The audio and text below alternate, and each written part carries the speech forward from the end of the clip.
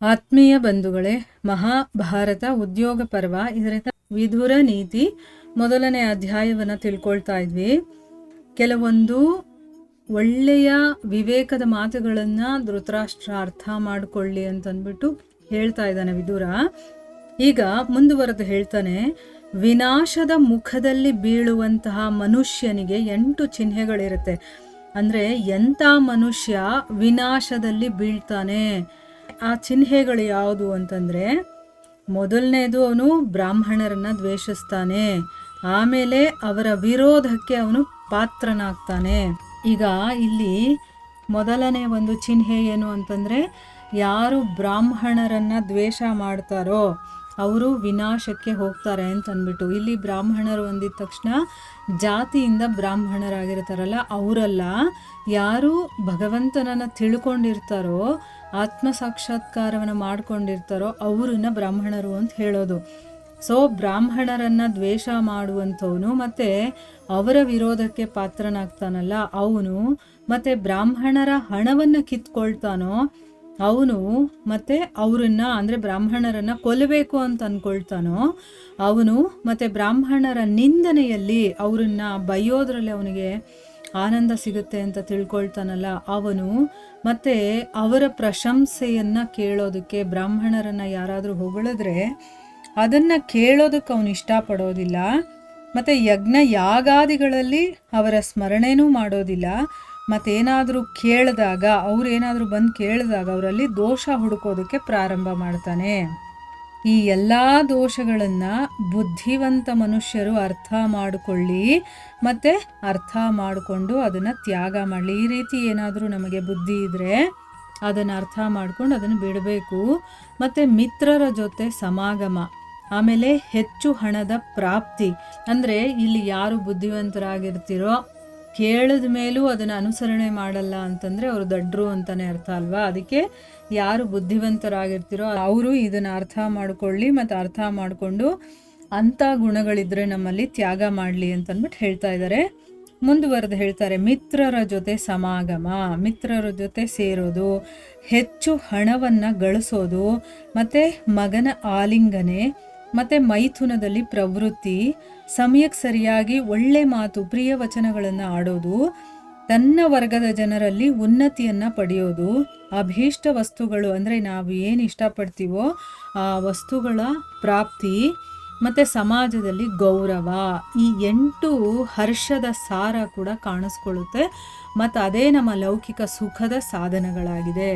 ಅಂದರೆ ಈಗ ಲೌಕಿಕದಲ್ಲಿ ನಾವು ಸುಖವಾಗಿದ್ದೀವಿ ಅಂತ ಹೇಳ್ಕೊಳ್ಳೋದು ಯಾವುದರಿಂದ ಅಂತಂದರೆ, ಇಲ್ಲಿ 8 ವಿಷಯಗಳನ್ನು ಹೇಳಿದಾರಲ್ಲ, ಅದು ಯಾರ ಹತ್ರ ಇರುತ್ತೋ ಅವರು ಲೌಕಿಕದಲ್ಲಿ ಸುಖವಾಗಿದ್ದಾರೆ. ಅಂದರೆ ಈ ಸಾಧನಗಳಿದೆ ಅಂತಂದರೆ ಅವರು ಸುಖವಾಗಿದ್ದಾರೆ ಅಂತ ಅಂದ್ಬಿಟ್ಟು ಅರ್ಥ.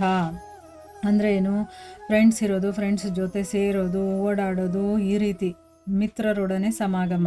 ಇನ್ನು ಹೆಚ್ಚು ಹಣವನ್ನು ಗಳಿಸಿದ್ರೆ ಈ ಐಹಿಕ ಪ್ರಪಂಚದಲ್ಲಿ ಅವನು ಸುಖವಾಗಿದ್ದಾನೆ ಅಂತ ಅಂದ್ಬಿಟ್ಟು ಅರ್ಥ. ಆಮೇಲೆ ಮಗನ ಆಲಿಂಗನೆ, ಮಗನನ್ನು ಬಾಚಿ ತಪ್ಕೊಳ್ಳೋದಿದೆಯಲ್ಲ ಅದು, ಮತ್ತು ಮೈಥುನದಲ್ಲಿ ಪ್ರವೃತ್ತಿ ಅಂದರೆ ಒಂದು ಹೆಣ್ಣು ಗಂಡು ಸೇರೋದಿದೆಯಲ್ಲ ಅದರಲ್ಲಿ ಅವನು ತೃಪ್ತಿಯನ್ನು ಪಡ್ತಾನಲ್ಲ ಅದು, ಮತ್ತು ಸಮಯಕ್ಕೆ ಸರಿಯಾಗಿ ಒಳ್ಳೆ ಮಾತುಗಳನ್ನು ಆಡೋದು, ಆಮೇಲೆ ತನ್ನ ವರ್ಗದವರು ಯಾರು ಇರ್ತಾರೋ ಅಂತಹ ಜನರಲ್ಲೇ ಅವನು ಉನ್ನತವಾದಂಥ ಒಂದು ಪದವಿ ಆಗಿರ್ಬೋದು ಅಥವಾ ಅವರಲ್ಲಿ ಒಂದು ಒಳ್ಳೆ ವ್ಯಕ್ತಿ ಅನ್ನಿಸ್ಕೊಳ್ಳೋದಿರುತ್ತಲ್ಲ ಅದು, ಆಮೇಲೆ ತಾನಿಷ್ಟಪಟ್ಟಂಥ ವಸ್ತುಗಳನ್ನು ಪಡ್ಕೊಳ್ಳೋದು, ಮತ್ತು ಸಮಾಜದಲ್ಲಿ ಗೌರವ. ಇದೆಲ್ಲ ಐಹಿಕ ಪ್ರಪಂಚದಲ್ಲಿ ಸುಖ ಅಂತ ಹೇಳುವಂಥ ಸಾಧನಗಳು. ಬುದ್ಧಿ, ಕುಲೀನತೆ, ಇಂದ್ರಿಯ ನಿಗ್ರಹ, ಶಾಸ್ತ್ರಜ್ಞಾನ, ಪರಾಕ್ರಮತೆ, ಹೆಚ್ಚು ಮಾತಾಡದೇ ಇರೋದು, ಶಕ್ತಿಗೆ ಅನುಗುಣವಾಗಿ ದಾನ ಮಾಡೋದು, ಮತ್ತು ಕೃತಜ್ಞತೆಯನ್ನು ಅರ್ಪಿಸೋದು. ಈ 8 ಗುಣಗಳು ಯಾರಲ್ಲಿರುತ್ತೋ ಅಂಥ ಮನುಷ್ಯರ ಖ್ಯಾತಿ ಇದೆಯಲ್ಲ ಅದು, ಈ 8 ಗುಣಗಳು ಹೆಚ್ಚಿಸುತ್ತಂತೆ ಒಬ್ಬ ಮನುಷ್ಯನ ಖ್ಯಾತಿಯನ್ನು. ಯಾವುದ್ಯಾವುದು ಅಂತಂದರೆ, ಬುದ್ಧಿ ಅಂತಂದರೆ ಯಾವ ಸಮಯಕ್ಕೆ ಹೇಗೆಲ್ಲ ನಡ್ಕೋಬೇಕು ಯೋಚನೆ ಮಾಡುವಂಥ ಒಂದು ಶಕ್ತಿ ಇರುತ್ತಲ್ಲ ಅದು ಬುದ್ಧಿವಂತಿಕೆ ಇರಬೇಕು. ಆಮೇಲೆ ಒಳ್ಳೆ ಕುಲದಲ್ಲಿ ಅವನು ಹುಟ್ಟಿರಬೇಕು.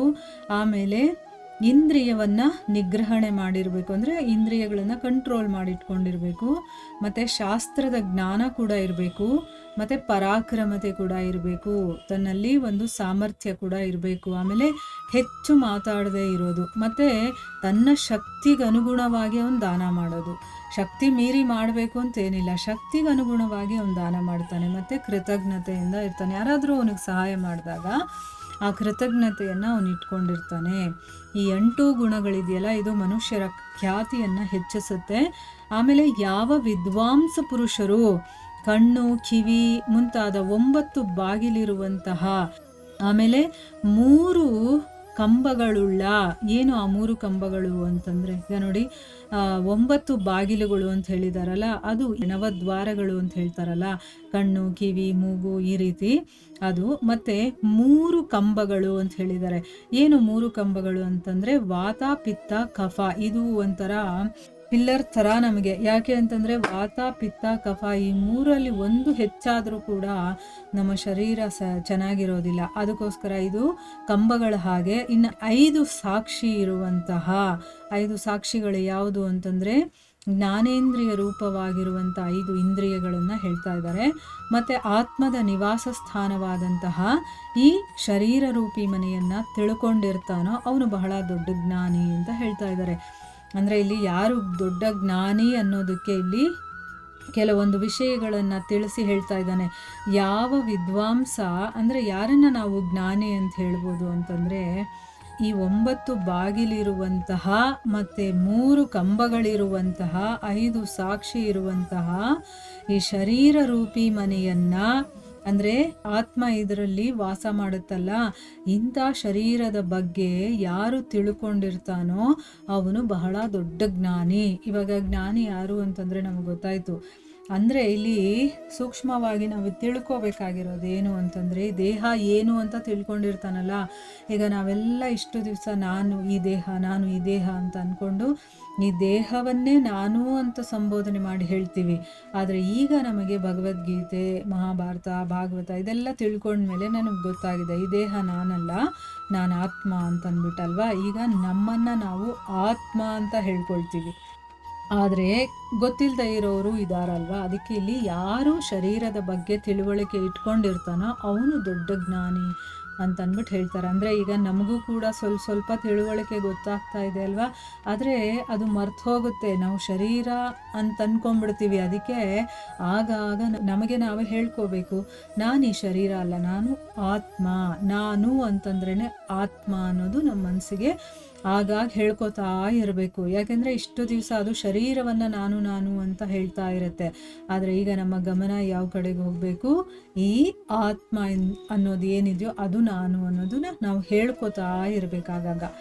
ನಾನು ಅಂದಿದ ತಕ್ಷಣ ನಮಗೆ 1 ಸೆಕೆಂಡ್, ಫ್ರ್ಯಾಕ್ಷನ್ ಆಫ್ ಸೆಕೆಂಡಲ್ಲಿ ಆತ್ಮ ನಾನು ಅನ್ನೋದು ನಮಗೆ ಗೊತ್ತಾಗಬೇಕು. ಈ ದೇಹ ಸಪ್ರೇಟು, ನಾನು ಸಪ್ರೇಟು ಅನ್ನೋದು ನಮ್ಮ ಅರಿವಿಗೆ ಬರಬೇಕಾಯ್ತಾ. ಅಂಥವರನ್ನು ಜ್ಞಾನಿ ಅಂತ ಕರೀತಾರೆ. ಅದು ಇಲ್ಲಿ ಈ ಶರೀರ ರೂಪಿ ಮನೆಯನ್ನು ಯಾರು ತಿಳ್ಕೊಂಡಿರ್ತಾನೋ ಅವನು ಬಹಳ ದೊಡ್ಡ ಜ್ಞಾನಿ ಅಂತ ಹೇಳಿದ್ದಾರೆ. ಇಲ್ಲಿಗೆ ನಾವು ನಿಲ್ಲಿಸೋಣ. ಹರೇ ಕೃಷ್ಣ.